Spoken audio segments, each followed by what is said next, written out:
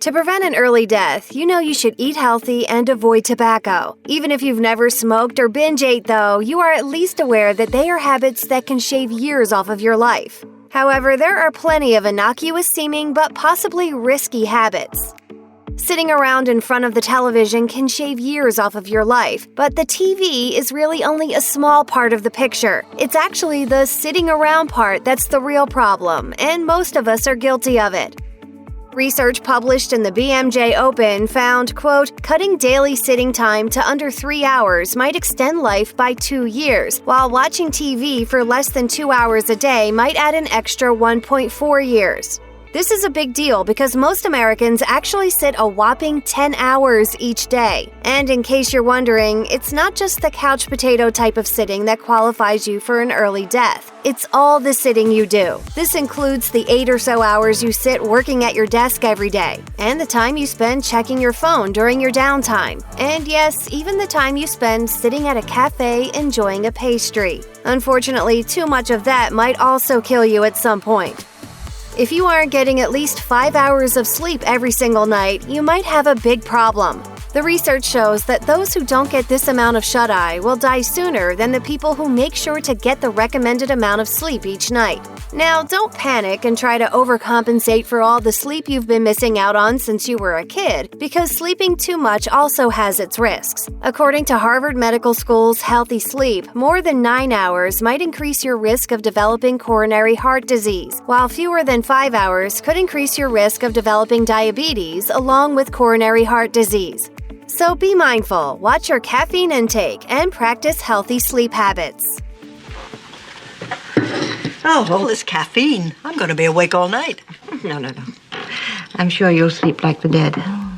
Beef may be what's for dinner tonight, but if it's what's for dinner every night of the week, you might as well start planning your funeral right after your next steak.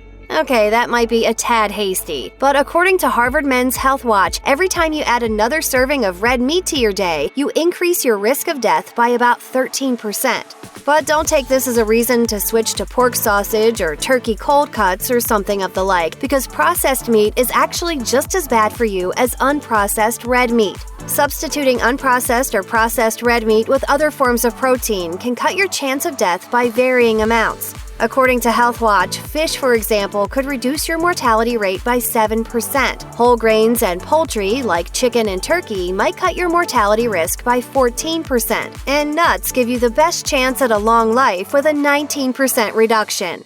Where's the steak? Oh, there's no steak. That's a healthier option. It's organically grown. Oh. You okay?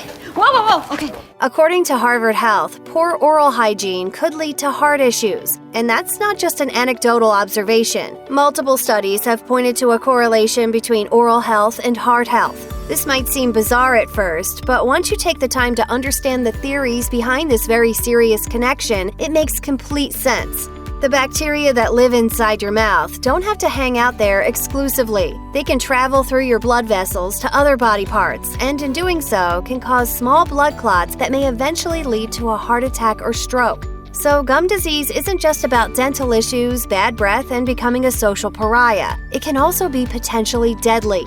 And if that isn't enough to convince you, one study reported on by CBS News found that when you make flossing a habit, it could add 6.4 years to your life. If you'd rather spend your weekends playing video games in a darkened room than breathing fresh air and appreciating nature, well, that may just mean you're a product of the 21st century. We spend more time indoors than we have at any other point in history. And if you're thinking, well, as long as I'm indoors but standing most of the time, I'm good, you are unfortunately incorrect. There are lots of reasons why spending too much time inside is unhealthy, and it isn't just because you sit down a lot when you're at home. According to the Environmental Protection Agency, indoor air is actually a lot more polluted than outdoor air, 2 to 5 times more polluted, in fact. Lack of exposure to sunlight can also throw off your sleep cycle, which puts you further at risk for premature death. So, as tough as it might be sometimes, we should all make a point of stepping outside to enjoy the sun and some fresh air. Outside bad. The sun's scary. He's not my friend. He wants to hurt me. Safer. In addition to teaching you about the dangers of smoking cigarettes or having cookies before dinner, your mom probably also told you that breakfast is the most important meal of the day. Well, in terms of your longevity, she was absolutely right. According to the American Heart Association, people who eat breakfast are healthier overall. They have better cholesterol, better cardiovascular health, and lower blood pressure than people who habitually skip their morning meal. One small study even found that people who skip breakfast on a regular basis had an increased mortality rate of 50% compared to those who regularly eat breakfast.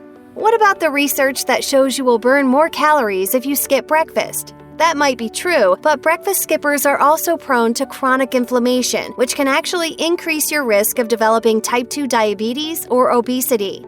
In other words, there are some short-term benefits to AM fasting, but in the end, you'll probably end up worse off than you would have been if you had just made breakfast a regular part of your routine.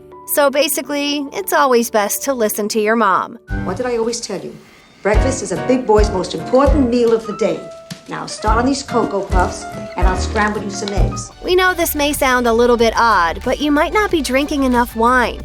According to a 2018 review published by the journal Molecules, drinking an occasional glass of wine is actually good for you. It's full of antioxidants, which have a whole host of health benefits, including reducing inflammation. Red wine may also decrease your risk of developing Alzheimer's and Parkinson's diseases, and wine might even decrease your risk of developing heart disease and high blood pressure. Sound too good to be true? Sadly, it is. If you go overboard and consume more than a glass a day, wine can have the opposite effect. You already know that too much alcohol is bad for your liver, but it might also be bad for your heart. So go ahead and pour yourself a reasonably sized glass of wine without regret, but maybe avoid pouring yourself the second one, or you might pay for it in the long run. It may seem obvious to some people, but slouching can be extremely bad for your health. In particular, the sort of slouching you do while using your smartphone can wreak havoc on your body. According to a 2016 study published in the Journal of Physical Therapy Science, the posture most people assume while texting, gaming, or doing whatever it is you do on your phone could lead to impaired lung function. That's not the only issue slouching can cause. If you go out looking for other smartphone-related health impacts, you don't have to search very far. A review of studies and meta-analyses published in BMC Psychiatry linked smartphone use in university students to higher levels of depression and anxiety, and also found a correlation between smartphones and reduced quality of sleep. And never mind the whole texting while driving problem and the ever-increasing risk of getting hit by a car while walking and texting. Getting stuck on a gridlocked freeway is a habit many wish they could break. Although you could, in theory, find a job closer to home or negotiate more days of remote work, carpool, use public transportation, or work different hours, these things may be easier said than done. Plus, not everyone has those alternatives available to them. Still, when you consider what all the traffic sitting is actually doing to your health, well, let's just say it's probably worth having a chat with your boss. One study reported on by Pacific Standard found that commuting may shorten women's lives in particular. As the American Journal of Preventive Medicine highlighted, people who commute longer distances spend less time exercising or being physically active in general. That's not especially surprising since you can't exercise when you're sitting in your car. The study also found that long-distance commuting contributed to higher BMIs and waist circumference, and that it had a negative impact on blood pressure. Anyone who's ever been a quarter mile from an off-ramp with a million stopped cars in the way can easily understand that last bit.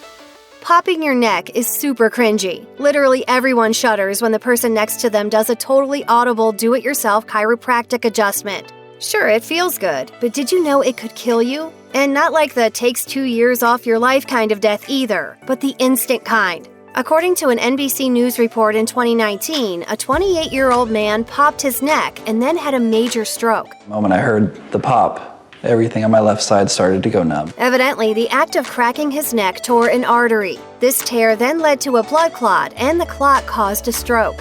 This wasn't an isolated incident, but a neck-cracking stroke is pretty rare, and it is not super likely that it will happen to you. That said, you can't be too careful. If you take chiropractic treatment into your own hands, you might be playing with danger. Let's play. There may be nothing more annoying than when a seemingly always upbeat person tells you to be happy when you're really just not feeling it. However, those folks might actually be onto something. As it turns out, stress of any kind, in particular the kind caused by unhappiness, can be really bad for your heart. According to Johns Hopkins Medicine, pretty much any prolonged period of negative emotions, from rage to anger to grief, will cause your body some problems. When you experience negative emotions, your blood pressure goes up, your heart rate spikes, and your body releases the stress hormone cortisol. And guess what? Cortisol can increase your risk of heart disease. Everyone experiences strong negative emotions occasionally, but when you experience prolonged periods of anger or grief, or even the pain of a really bad breakup, you can develop stress cardiomyopathy, which is sometimes called broken heart syndrome. This condition quickly weakens the heart muscle, and yes, it can lead to death. Worrying doesn't make you feel good, and it certainly doesn't do you any good either. The problem isn't whether or not you worry, though, it's how much you worry. According to a study published in the American Journal of Public Health, worrying is bad for your, you guessed it, heart. So if you spend a lot of time worrying about, say, death, you might just be habituating yourself to death. As Healthline explains, quote, "The fear of death adversely impacts healthy living. If you have this sort of anxiety, known as death anxiety, you may be tempted to avoid this seemingly grim topic at all costs. However, like most fears, it may actually help if you talk to someone about it."